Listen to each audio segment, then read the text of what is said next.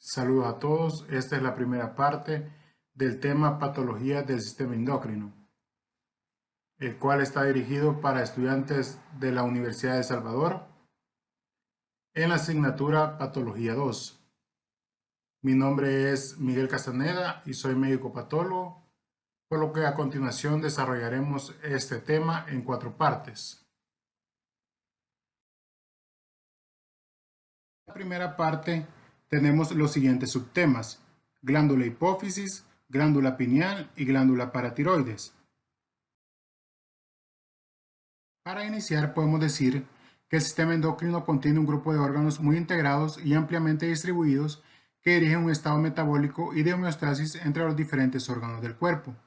La señalización por moléculas secretadas al medio extracelular pueden clasificarse según la distancia a la que actúa la señal en 3 formas: autócrinas, es decir, que afecta a la misma célula; parácrina, que afecta a células adyacentes; y endócrina, que afecta o actúa sobre células dianas distantes de su lugar de síntesis. Generalmente las enfermedades endocrinas se pueden clasificar de 2 formas: aquellas enfermedades por hipoproducción o por hiperproducción de hormonas y sus consecuencias tanto bioquímicas y clínicas, y aquellas enfermedades asociadas al desarrollo de lesiones tumorales. En este apartado nos enfocaremos y hablaremos sobre la glándula hipófisis. De la hipófisis o glándula pituitaria podemos decir que es una estructura pequeña en forma de haba que reposa en la base del cerebro dentro de la silla turca. Mide 1 centímetro y pesa 0.5 gramos.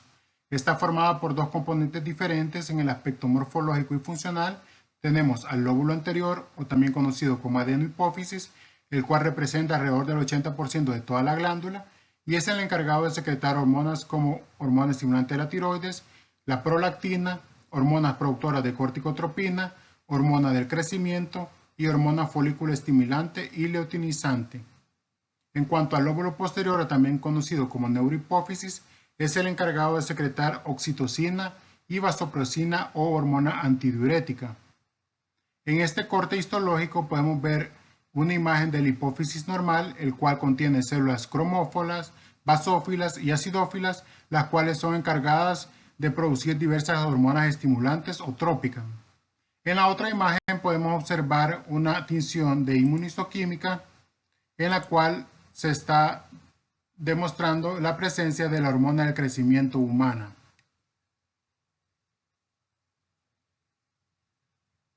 En cuanto a las manifestaciones clínicas de los trastornos hipofisiarios, pueden ser debidos a una secreción excesiva de las hormonas tróficas, debido a un adenoma, una hiperplasia y carcinoma de la hipófisis anterior, o una secreción de hormonas por tumores no hipofisiarios. Otra manifestación clínica es aquella provocada por la deficiencia de las hormonas hipofisiarias. Esta es debido a un proceso destructivo como la lesión isquémica, una cirugía o radiación, y reacciones inflamatorias y los adenomas hipofisiarios no funcionales. Una manifestación clínica puede ser también el efecto de masa local, en el cual los cambios más tempranos son originados en las alteraciones de los campos visuales, presentando una hemiagnosia bitemporal. El paciente también puede presentar una hipertensión intracraneal, manifestándose con síntomas como son cefalea, náuseas y vómitos.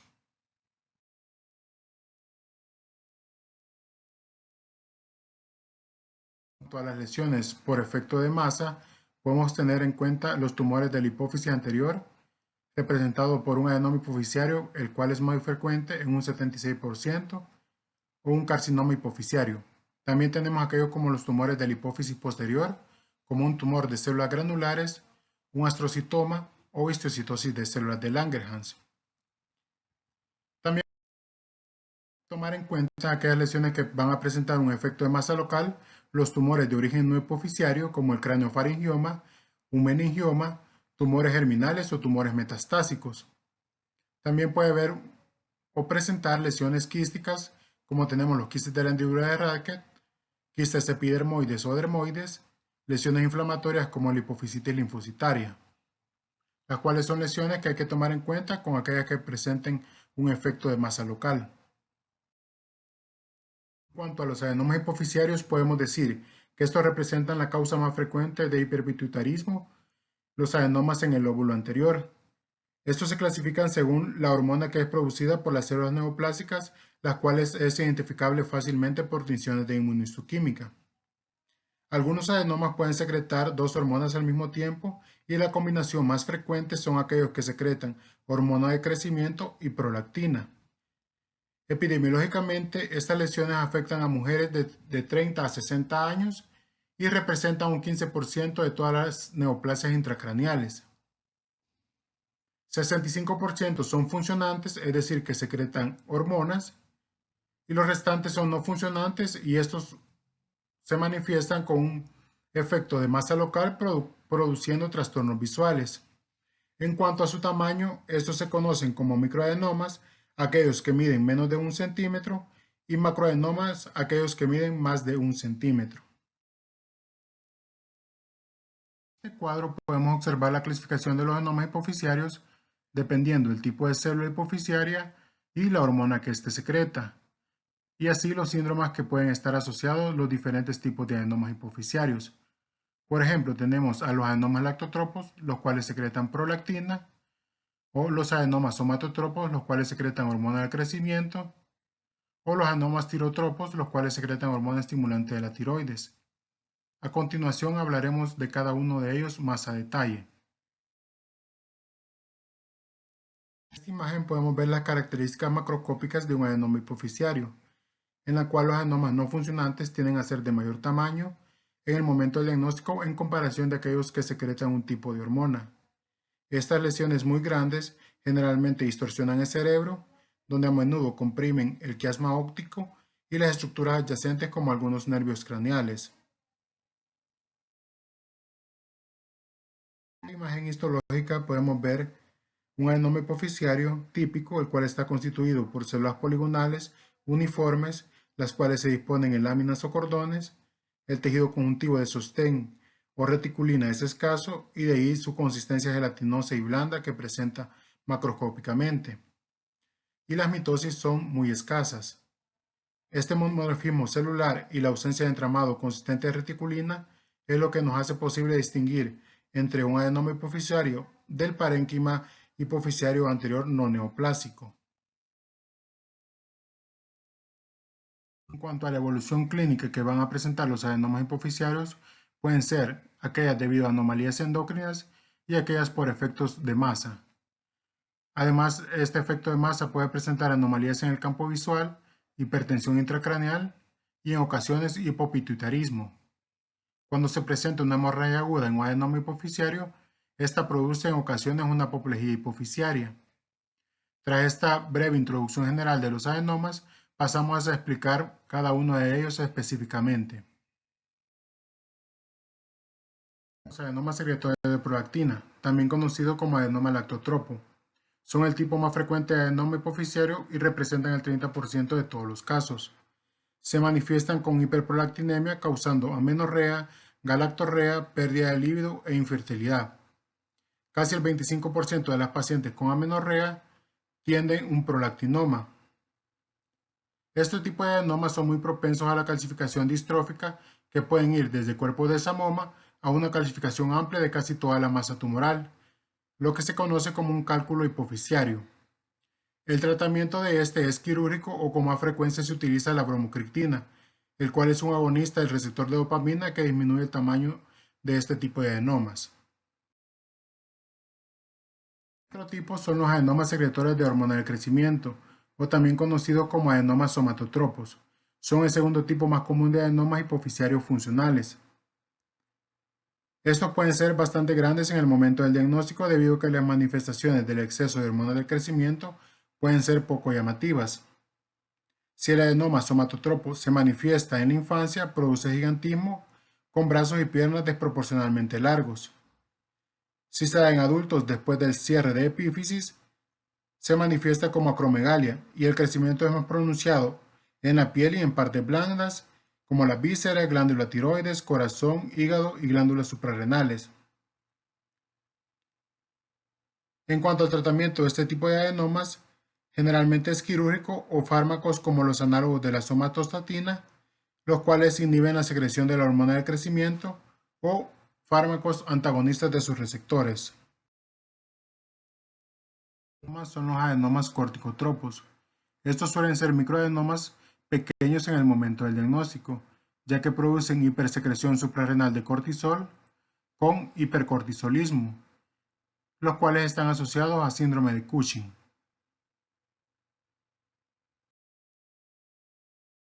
A otros adenomas de la hipófisis anterior podemos mencionar aquellos adenomas que producen más de una hormona, como los adenomas gonadotropos, los cuales son productores de hormona luteinizante y hormona folículo estimulante, y los adenomas tirotropos, los cuales son productores de hormona estimulante de la tiroides, los cuales son una causa muy infrecuente de hipertiroidismo y representan el 1% aproximadamente de todos los adenomas hipofisiarios.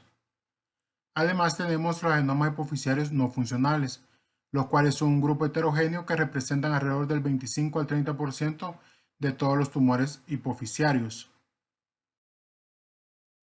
Otra lesión que afecta a la hipófisis son los carcinomas hipofisiarios. Son bastante infrecuentes y suponen menos del 1% de todos los tumores hipofisiarios.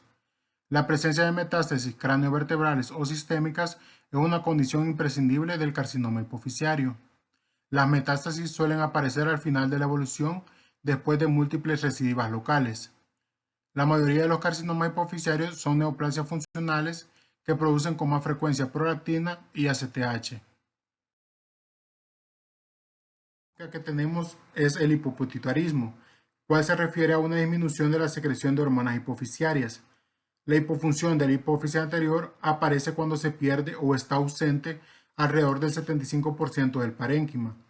Puede tener un origen congénito o puede deberse a anomalías adquiridas intrínsecas de la hipófisis, ya sea procesos destructivos que afecten de modo directo a la hipófisis anterior, como tumores u otras lesiones con efecto de masa que pueden causar daños por presión sobre las células hipofisiarias adyacentes, ya sea la lesión cerebral traumática, una hemorragia subaracnoidea, cirugías o radiaciones hipofisiarias.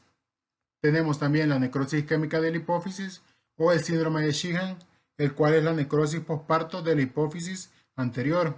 También tenemos el quiste de la hendidura de Radke, el síndrome de la silla turca vacía, trastornos inflamatorios y las infecciones o defectos genéticos.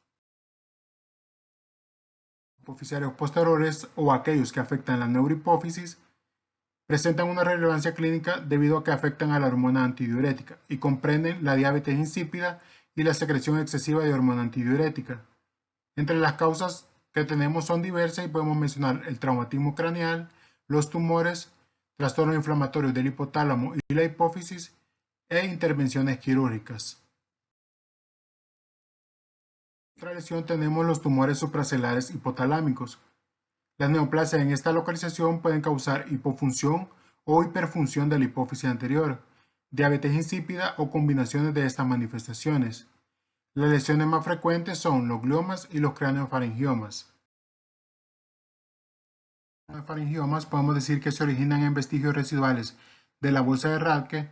Estos tumores de crecimiento lento representan del 1 al 5% de todos los tumores intracraneales y se manifiestan con cefalea, trastornos visuales. En los niños se puede ver un retraso del crecimiento debido a una deficiencia de la hormona del crecimiento y se observa una incidencia bifásica con un pico en la infancia entre los 5 a 15 años y un segundo pico en adultos mayores a 65 años. De los craneofaringiomas, el tamaño medio de estos es entre 3 y 4 centímetros. Pueden estar encapsulados y ser sólidos, aunque con más frecuencia son quísticos y en ocasiones multiloculados. Hay dos variantes histológicas: craneofaringioma adamantinomatoso, el cual es más frecuente en la infancia, contiene a menudo calcificaciones distróficas, produce invasión cerebral, contiene nidos y cordones de epitelio escamoso estratificado y la formación de queratina laminar compacta acompañado de quistes, fibrosis e inflamación crónica. La variante papilar es más frecuente en adultos y no suele calcificarse. En esta imagen podemos observar un corte histológico de un craneofaringioma adamantinomatoso con la presencia de queratina laminar compacta e epitelio escamoso con empalizada periférica. La transformación maligna de los craniofaringiomas a carcinoma de células escamosas es muy rara y es debido a la radioterapia.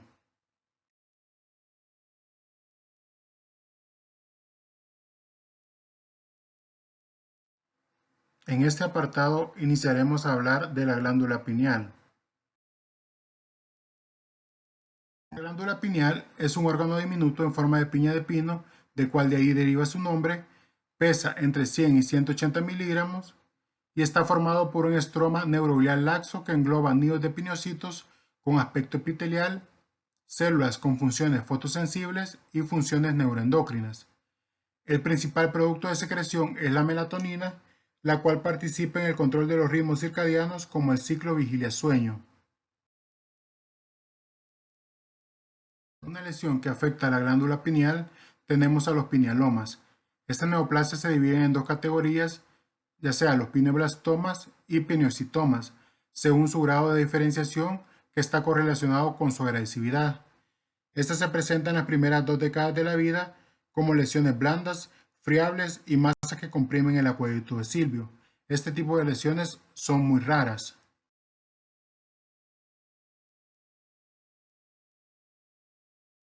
En este apartado hablaremos sobre las glándulas paratiroides. Normalmente las glándulas paratiroides son 4.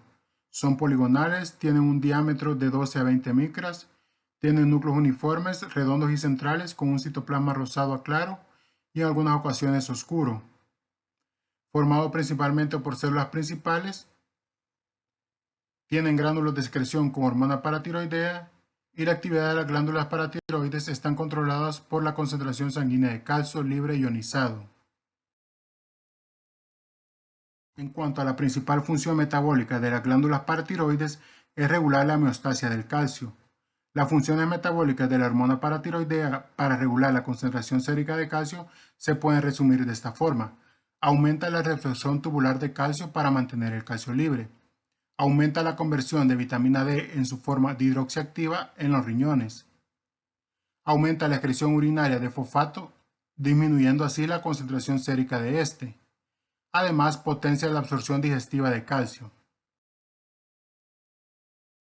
Las anomalías de las glándulas paratiroides pueden causar hipofunción o hiperfunción, manifestándose así el hiperparatiroidismo, el hipoparatiroidismo y el pseudo-hipoparatiroidismo, los cuales detallaremos a continuación. Tenemos el hiperparatiroidismo, el cual es causado por niveles elevados de hormona paratiroidea.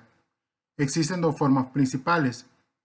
Primario, representado por una producción excesiva, espontánea y autónoma de la hormona paratiroidea debido a un adenoma o hiperplasia del tejido paratiroideo.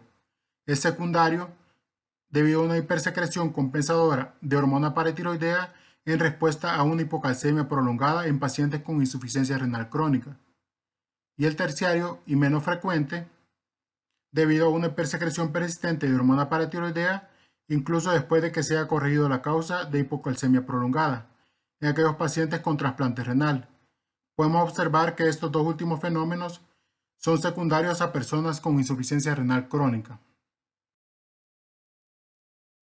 En cuanto al hiperparatiroidismo primario, es uno de los trastornos endocrinos más frecuentes y una causa importante de hipercalcemia. Generalmente afecta a mujeres mayores de los 50 años y la frecuencia de las distintas lesiones paratiroideas que producen hiperfunción tenemos al adenoma con un 85 o 95%, la hiperplasia primaria difusa o nodular de un 55 o un 10% y el carcinoma paratiroideo aproximadamente un 1%. La causa más frecuente de hiperparatiroidismo primario es un adenoma paratiroideo solitario esporádico. Los síndromes genéticos asociados a hiperparatiroidismo primario son las inversiones del gen de la ciclina D1 que inducen sobreexpresión de ciclina D1, el gen de la neoplasia endocrina múltiple 1 y el síndrome de la neoplasia endocrina múltiple 2. Los adenomas paratiroideos son casi siempre solitarios. Macroscópicamente pesan entre 0.5 y 5 gramos. Es un nódulo oscuro a rojo marrón de consistencia blanda, bien circunscrito y está cubierto por una cápsula delicada. La hiperplasia primaria puede ser esporádica o un componente del síndrome de neoplasia endocrina múltiple. Generalmente afecta a las 4 glándulas, pero puede existir una asimetría con conservación aparente de una o 2 glándulas. Otra afectación se pueden presentar los carcinomas paratiroideos, pero estas lesiones son bien circunscritas, difíciles de distinguir de los adenomas o pueden ser neoplasias claramente invasivas, por lo que el diagnóstico de un carcinoma basado en los detalles citológicos no es fiable y los únicos criterios para decir que es un carcinoma paratiroideo son la invasión de los tejidos vecinos y las metástasis. En esta imagen podemos apreciar un adenoma paratiroideo, en la cual está constituido por células principales, las cuales son células poligonales, bastante uniformes, con núcleos centrales y pequeños, y las figuras mitóticas son infrecuentes, aunque pueden haber núcleos anómalos y algunos núcleos pleomórficos, incluso en estos adenomas, lo que se conoce como atipia endocrina, pero este no es un criterio de malignidad. En la otra imagen podemos ver a más a detalle con un gran aumento, siempre del adenoma paratiroideo y sus células principales. En cuanto a la evolución clínica del hiperparatiroidismo primario puede ser asintomático o sintomático. El asintomático es identificado en un análisis bioquímico rutinario y la manifestación más frecuente es la hipercalcemia. En cuanto al hiperparatiroidismo primario sintomático, este se va a manifestar con dolor óseo, nefrolitiasis, molestias abdominales, depresión, convulsiones, calcificación de válvulas aórtica y mitral, estreñimiento, pancreatitis, cálculos biliares. Además, la hipercalcemia aparece en tumores sólidos como los del pulmón, mama, cabeza y cuello, riñón, neoplasias hematológicas como por ejemplo el mieloma múltiple. Tiroidismo secundario, causado por cualquier trastorno que produzca hipocalcemia crónica, lo que a su vez provoca una hiperactividad compensadora de la glándula paratiroides. La insuficiencia renal es con diferencia la primera causa de hiperparatiroidismo secundario. Además, también puede estar asociado a consumo dietético inadecuado de calcio, la esteatorrea y la deficiencia de vitamina D. Además, la hiperfosfatemia reduce de modo directo la concentración sérica de calcio y estimula la actividad de la glándula paratiroides. En cuanto a las manifestaciones clínicas del hiperparatiroidismo secundario, predominan los síntomas de la insuficiencia renal crónica. La calcificación vascular puede provocar en ocasiones un daño isquémico sustancial en la piel u otros órganos. Este proceso se denomina calcifilaxia.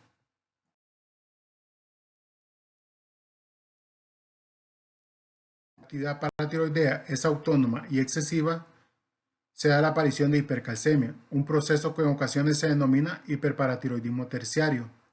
El manejo de estos pacientes es quirúrgico y solamente así se controlan. En este cuadro podemos resumir las causas de hipercalcemia. Una concentración alta de hormona paratiroidea se puede observar en el hiperparatiroidismo, ya sea primario, secundario o terciario. Una concentración baja de hormona paratiroidea la podemos observar en hipercalcemia del cáncer, intoxicación por vitamina D, inmovilización, diuréticos tiacídicos y enfermedades granulomatosas como por ejemplo la sarcoidosis. El hipoparatiroidismo es menos frecuente que su contraparte, el hiperparatiroidismo. Estas pueden ser debidos a una cirugía en la cual se da la extirpación inadvertida de todas las glándulas paratiroides durante una tiroidectomía. Puede ser debido a una causa autoinmunitaria asociada a menudo a candidiasis mucocutánea, o puede ser debido a hipoparatiroidismo autosómico dominante, que se considera está causado por mutaciones que potencian la función en el gen del receptor sensible al calcio, o una ausencia congénita de las glándulas paratiroides, que pueden asociarse a otras malformaciones como aplasia del timo y defectos cardiovasculares. Manifestaciones clínicas principales del hipoparatiroidismo está la hipocalcemia y los síntomas relacionados van desde las parestesias periorales o hormigueo de la región distales de las extremidades, unos laringoespasmos potencialmente mortales y puede llevar a convulsiones generalizadas por minutos. El rasgo característico de la hipocalcemia es la tetania, caracterizado por una irritabilidad neuromuscular debido a una disminución de la concentración de calcio iónico sérico. En cuanto a la exploración física, lo podemos demostrar con el signo de Chebyshev, el cual se da una contracción ipsilateral de los músculos faciales al golpear el nervio facial delante de la oreja, o el signo de Trousseau, el cual es un espasmo del carpo tras inflar durante 3 minutos el manguito del tensiómetro 20 milímetros de mercurio mayor de la presión sistólica. Para ir finalizando, tenemos al pseudo hipoparatiroidismo.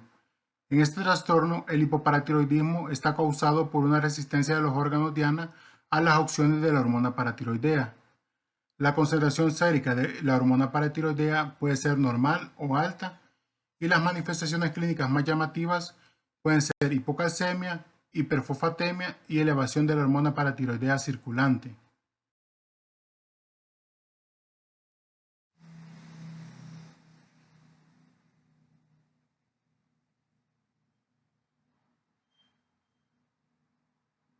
Aquí damos por finalizada la primera parte del tema patologías del sistema endocrino. Muchas gracias por la atención prestada.